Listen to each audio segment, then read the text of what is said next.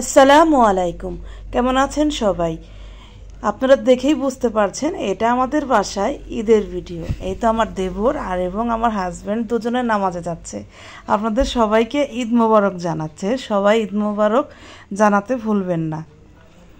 ওরা চলে যাবার পর আমি চলে গেলাম রান্নাঘরের।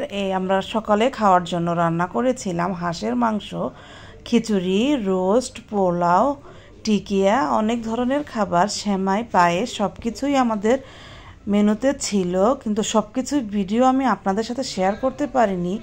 আসলেও এত কাজের মধ্যে ভিডিও করাটার সময় হয়ে ওঠে না, যেহেতু আমাকে নিজেকেই ভিডিও করতে হয় এবং নিজেকেই এডিট করতে হয়, আর বাসায় আসলে তো অনেক কাজ থাকে। তার জন্য আমি আপনাদের সাথে সব ভিডিও শেয়ার করতে পারলাম না, আপনারা কিছু মনে করবেন না। এই তো আমার মেয়ে এবং আমার ননদের মেয়ে রাইসা, আমার মেয়ে সায়রা, আর ওটা ছিল আমার দেবরের মেয়ে মারিয়া। ওদের কেমন লাগছে প্লিজ বাচ্চাদের দেখে মাশাল্লাহ বলতে কিন্তু ভুলবেন না।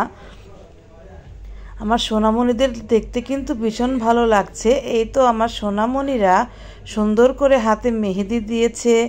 আবার আমার ননদের মেয়ে দেখেন কি সুন্দর নেল পরেছে, দেখতে কিন্তু মাশাল্লাহ অনেক কিউট লাগছে। আমি ওর হাতটা ধরে ভিডিও করছিলাম। আর এগুলো ছিল আমাদের একমাত্র রাজপুত্রের জামা কাপড়ের কিছুটা ভিডিও আমি নিয়েছি। তাকে তো একা রেডি করাই যায় না, তাকে রেডি করতে 4-5 জন লাগে। দেখেন কিভাবে আমরা তাকে কাপড় পরিয়ে দিলাম।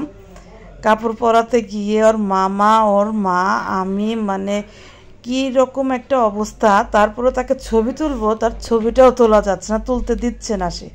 বাইরে বাচ্চারা ফটকা ফোটাচ্ছে, ও ফটকা নেবে এর জন্য কান্নাকাটি করছে। এই তো যেহেতু কোরবানির ঈদ, গরুর মাংস কাটার ভিডিও যদি আমি আপনাদের সাথে শেয়ার না করি তাহলে কেমন হয় বন্ধুরা? তাই আপনাদের জন্য শেয়ার করলাম গরুর মাংস কাটার ভিডিওটা। এই তো আমাদের রাজপুত্র বসে বসে, সে নাকি পোলাও খাবে, বসে বসে পোলাও খাচ্ছে। আর এটা ছিল ঈদের পরের দিনের ভিডিও।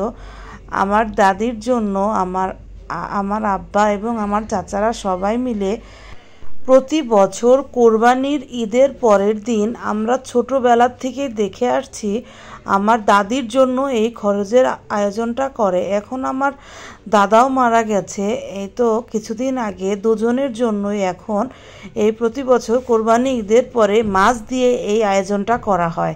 এখানে থাকে, দেখতেই তো পাচ্ছেন কি সুন্দর ইলিশ মাছের টুকরোগুলো, দেখতেই কত লোভনীয় লাগছে। এখানে করলা ভাজি, মুগ ডাল, ইলিশ মাছের মাথা দিয়ে ইলিশ মাছ, রুই মাছ।